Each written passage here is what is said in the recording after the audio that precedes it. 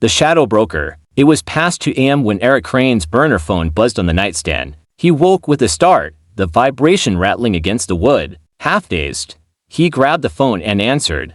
Not even checking the number a slip he would regret, but exhaustion had dulled his instincts. "They're coming for you, Eric." The voice on the other end was low and urgent. No introduction, no small talk. Before he could ask anything, the line went dead. Eric sat up, heart racing, instantly alert. Something was wrong, and he felt it deep in his gut. Throwing back the covers, he scanned the room.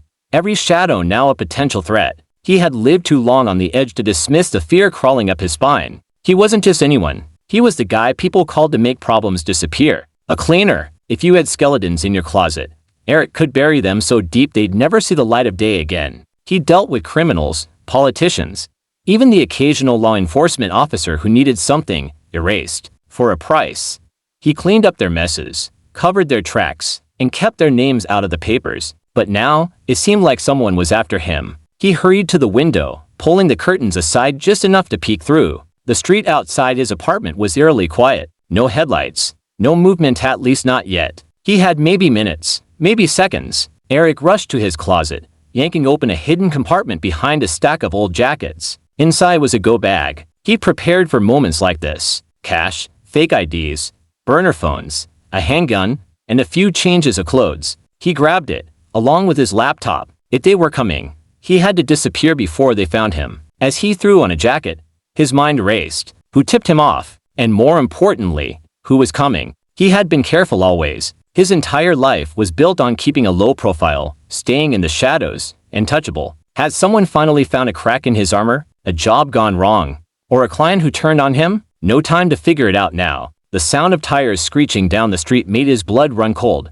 He looked out the window again. Black SUVs, just like he expected. 3 of them, pulling up to his building. Too many for a regular crew. Whoever they weren't amateurs. He cursed under his breath. He was running out of options. Grabbing his gun, Eric bolted for the back exit. He knew every escape route in this place. He'd chosen the apartment specifically for its multiple exits. As he slipped out into the alley, the cold night air hit him like a slap. He kept moving, cutting through the shadows, ears trained for any sound of pursuit. He didn't look back. The following morning, Eric sat in a dingy motel room on the outskirts of the city, eyes bloodshot and mind racing. The events of the night still played out in his head on a loop. He barely escaped, and now he was on the run. But from who? He needed answers. Logging into a secure server on his laptop, he began combing through his files. Every client, every deal, every person he had ever crossed paths with. One of them had to be behind this. He knew the game well enough to know that nobody came after someone like him without a damn good reason.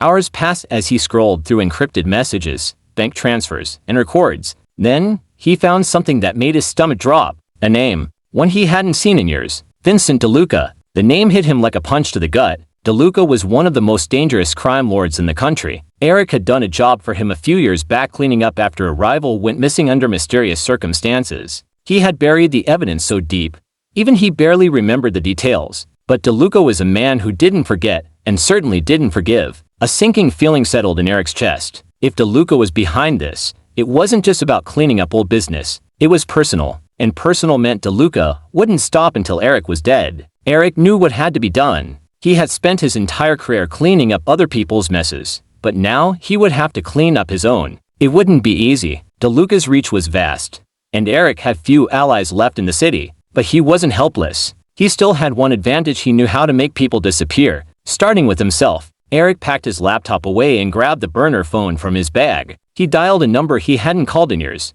A friend, someone who owed him a favor. When the line connected, Eric kept it brief. "I need to disappear," he said, his voice calm despite the storm raging inside him. "And I need help." The voice on the other end was silent for a moment before responding. "You've got 48 hours, the person said. "After that, you're on your own." Eric hung up, his mind already formulating the plan. 2 days wasn't much, but it was all he needed, because if DeLuca wanted a war, Eric Crane was ready to bring one right to his door, and this time, he wasn't cleaning up after anyone but himself.